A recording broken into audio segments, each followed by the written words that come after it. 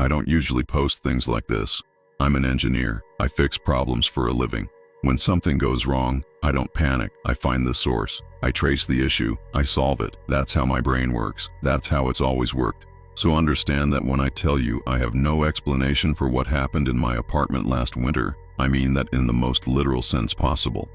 I have looked at this from every angle. I have tried every rational explanation. I have lost sleep over the logic of it, and I still have nothing. Quick background because it matters. I moved to Columbus for a job about 2 years ago. Didn't know anyone in the city. Took an apartment on the 3rd floor of an older building near the university, the kind of neighborhood that's half students, half young professionals, always a little noisy on weekends. I liked it. It felt alive. I had one close connection in Columbus, and that was my older brother Derek. Derek had moved there 3 years before me, actually. He's the one who told me about the job opening. He's the one who helped me move boxes up 3 flights of stairs while complaining the entire time. He lived about 12 minutes away in a house he rented with 2 roommates. We'd grab dinner maybe once a week, watch games together on Sundays, normal brother stuff. Derek was 4 years older than me, loud, funny, the kind of guy who made friends in checkout lines at grocery stores. He had this specific laugh. You know those people whose laugh is almost louder than whatever they're laughing at? That was Derek. You could hear him from the other room and just start smiling before you even knew what the joke was. I'm writing about him in past tense, and I hate that. He passed away 8 months after I moved to Columbus. It was sudden. I'm not going to go into the details, because that's not what this post is about, and honestly, I'm still not at a place where I can write about it, clinically. What I will say is that 1 week he was fine, and 3 weeks later he was gone, and the world just felt fundamentally smaller after that. I took 2 weeks off work, flew home, handled everything with my parents, came back to Columbus because I didn't know what else to do, and sitting still felt worse than moving. The apartment felt different when I came back, quieter, not the good kind of quiet. The first time it happened was about 3 weeks after the funeral. I want to be careful about how I describe this because I've thought about it so many times that I don't want to accidentally exaggerate or add details that weren't there. It was a Tuesday night, maybe 11:30 p.m. I was in the kitchen making tea because I hadn't been sleeping well, and I'd read somewhere that chamomile actually helps. The apartment was silent, no TV, no music, just the sound of the kettle heating up. And from the living room, clearly, unmistakably from inside the apartment, I heard the beginning of a laugh. Not a full laugh, just the first half second of one, the intake of breath before it becomes sound. The way a laugh starts in the chest before it leaves the mouth. I froze. The kettle was still running. I turned it off. I stood completely still in the kitchen and listened. Nothing. I walked into the living room. Empty. TV off. Windows closed. Front door locked exactly as I'd left it. I stood in the middle of that room for probably 4 minutes just listening. Then I told myself it was the building. Old buildings make strange noises. Sound travels weird through walls and floors. A neighbor laughed at something on TV and the acoustics did something strange. I went to bed. I didn't sleep. The second time I was completely awake, and there is no version of this I can explain away. It was a Saturday afternoon, broad daylight. I was sitting at my kitchen table going through some work emails, coffee next to me, window open because it was one of those rare warm Ohio days in November that feel borrowed from somewhere else. The apartment was quiet. I hadn't spoken out loud in hours. And from the hallway, my hallway, inside the apartment, maybe 15 feet from where I was sitting, I heard my name, just my name, said once, quietly, conversationally, the way Derek used to say it when he walked into a room and wanted my attention before he said whatever he actually wanted to say. I pushed back from the table so fast my chair scraped the floor. I checked every room, closets, bathroom, behind the shower curtain because apparently that's where my brain went. I even opened the front door and looked into the hallway outside. Nobody, nothing. I called my mom 20 minutes later. I didn't tell her what I heard. I just needed to hear her voice. We talked for an hour about nothing important, and I felt slightly more grounded by the end of it. But I didn't tell her. Not yet. Here is what I kept coming back to in the days after. The building had good walls, solid construction. I could occasionally hear my upstairs neighbor walking around, but beyond that, almost nothing came through. I had never once heard a voice through those walls. Not a conversation, not a TV, not anything clear enough to make out words. So where did a voice come from that said my name? There was no open window in the hallway. No vent that connected to another unit, no explanation that held up when I actually looked at it. Something didn't make sense, and I couldn't stop pulling at it. I didn't tell anyone for 2 weeks. Then I told my friend Jake, college friend, lives in Cincinnati, drives up occasionally. I told him over the phone one night and just laid out both incidents exactly as they happened. No editorializing. He was quiet for a moment and then he said, "Do you think it's him?" I didn't answer. I didn't know how to answer, because the rational part of my brain said absolutely not. And the other part, the part that had been awake at 2 a.m. running through it over and over, that part wasn't so sure. The third time was the one that changed everything for me. This was about 5 weeks after the second incident, a Wednesday night in December. I remember because I'd just taken down a Thanksgiving decoration I'd forgotten about, one of those little paper turkeys Derek had taped to my fridge when he came over in November, right before everything happened. I'd left it up without thinking about it. Taking it down hit harder than I expected. I was sitting on the couch after that, not watching anything, just sitting in the quiet. It was a bad night. The kind where grief just sits on your chest and doesn't move and you don't really fight it anymore. You just wait for it to get tired. And then, from the hallway, "Hey," one word. His voice, clear as anything I have ever heard in my life. I didn't check the rooms this time. I didn't move at all. I just sat there and said out loud, to nobody, to an empty apartment, "Hey," and then nothing. Silence. The apartment was still. I sat there for a long time. That was the last time. I've been in that apartment for another 14 months since then. I have never heard it again. Not once. No laugh, no name, no single word from an empty hallway. I told my mom eventually, about all 3 times. She listened without interrupting, which is not like her at all. When I finished, she was quiet for a moment. Then she said, "That sounds like him." We didn't say much after that. We didn't need to. I'm not going to tell you what I believe happened. I'm not going to use any specific words for it because the moment I do, this becomes a different kind of story, and I don't want that. What I will tell you is this. The worst night was the night with the paper turkey. The night I was sitting alone on that couch, not doing well at all, and that was the night I heard it most clearly. Make of that what you will. I still have the paper turkey. I took it back off the fridge after that night and put it in a drawer. I'm not ready to throw it away yet. Posted 2:47 a.m. Couldn't sleep again. No sleep in 9 minutes. Portland, Oregon. I'm not the type of person who scares easily. I grew up in a small town in rural Montana. We didn't lock our doors. We didn't check under the bed. We didn't worry about things that went bump in the night, because the things that went bump in the night in Montana were usually just deer walking through the yard. So when I moved to Portland and started noticing things were off in my apartment, my first instinct wasn't fear, it was curiosity. That instinct almost got me into serious trouble. Some background first. I moved to Portland about 2 years ago for a logistics coordination job. Night shift, 9 p.m. to 6 a.m. Good pay, weird hours, completely flipped schedule from the rest of the world. I'd get home when most people were just waking up, sleep until early afternoon, wake up, eat, go back in, repeat 5 days a week. I found an apartment fast because the rent was decent for Portland.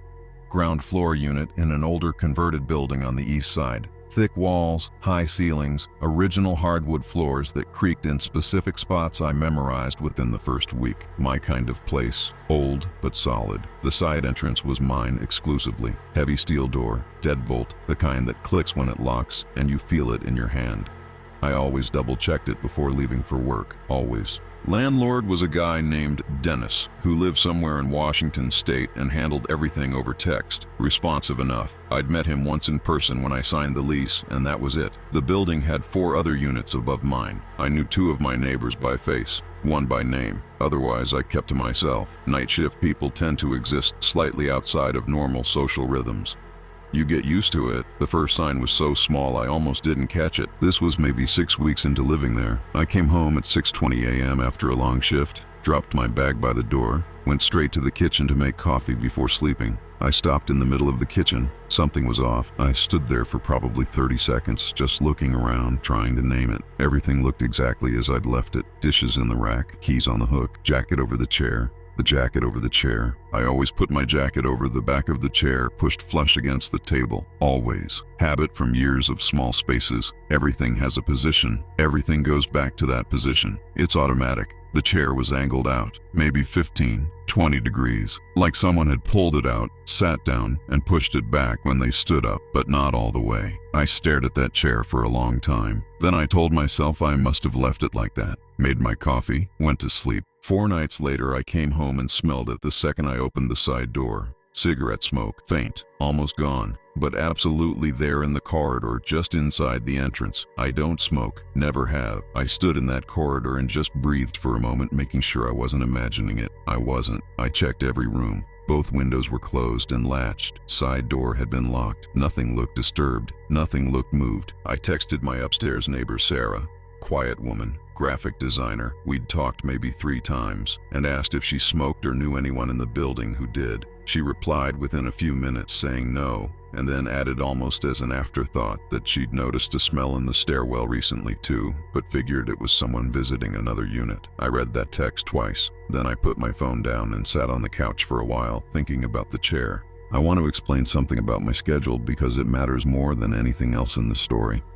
I left every night at 8:45 p.m. I returned every morning between 6 and 6:30 a.m.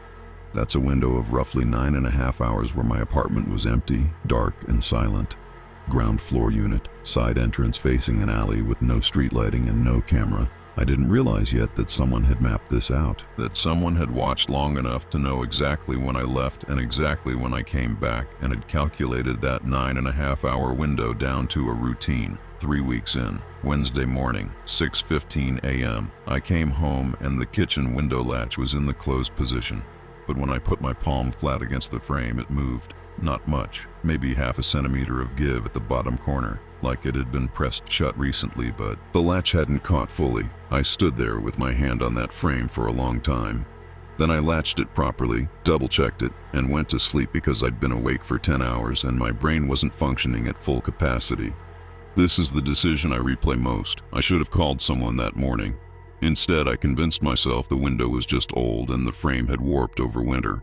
Old buildings, old windows, that's all it was. Friday morning, 6:40 a.m. I came home and felt it before I saw anything. The air in the apartment felt recently occupied. I know how that sounds. I know there's no scientific instrument that measures that. But you know the feeling, the way a room feels different when someone has just left it versus a room that's been empty for hours.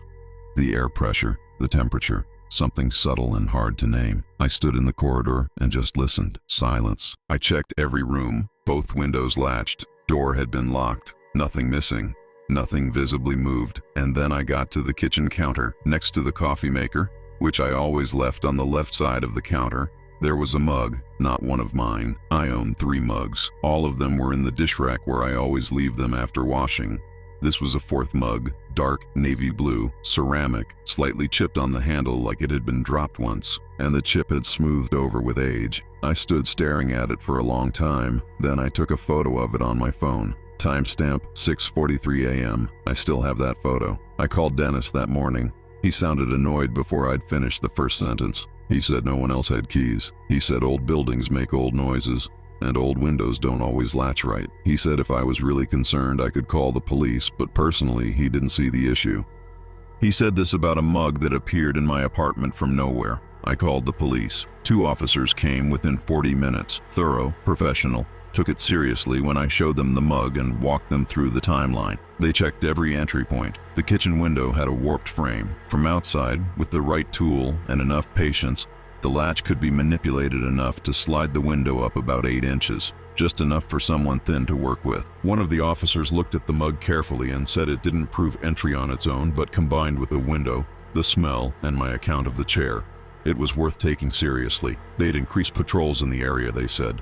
I felt better for about 3 hours. Then I started doing the math. Ground floor, alley-facing window with a manipulable latch.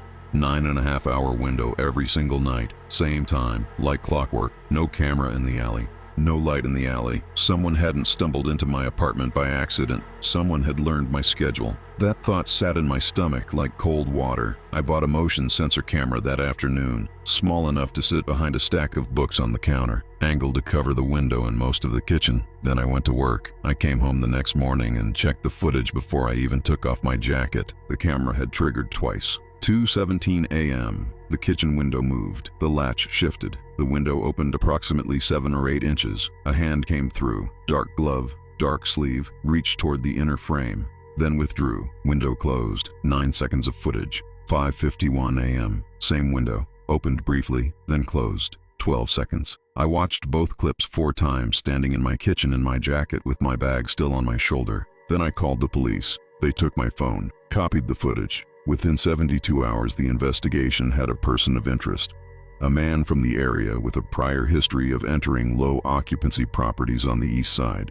Apparently, I was not the first. Apparently, he was known for being careful, methodical, leaving almost no trace. They caught him 2 weeks later, case closed, building secured. Dennis finally fixed the window frame, probably because he had no choice. But here's the thing I still think about. When they interviewed him, they asked specifically about the mug, where it came from, why it was left behind. He said he had no idea what they were talking about. His whole pattern, every prior case, was enter, look around, leave nothing behind. The detective told me this almost as a side note, that the mug didn't fit, that they couldn't place it, that it remained officially unexplained in the report. They wrote it off as an inconsistency and moved on. I still have the photo on my phone. Timestamp 6:43 a.m. A navy blue mug with a chipped handle sitting on my kitchen counter that I had never seen before, that the man they caught said he never left, that nobody has ever explained to me. I moved out 4 months later when my lease was up.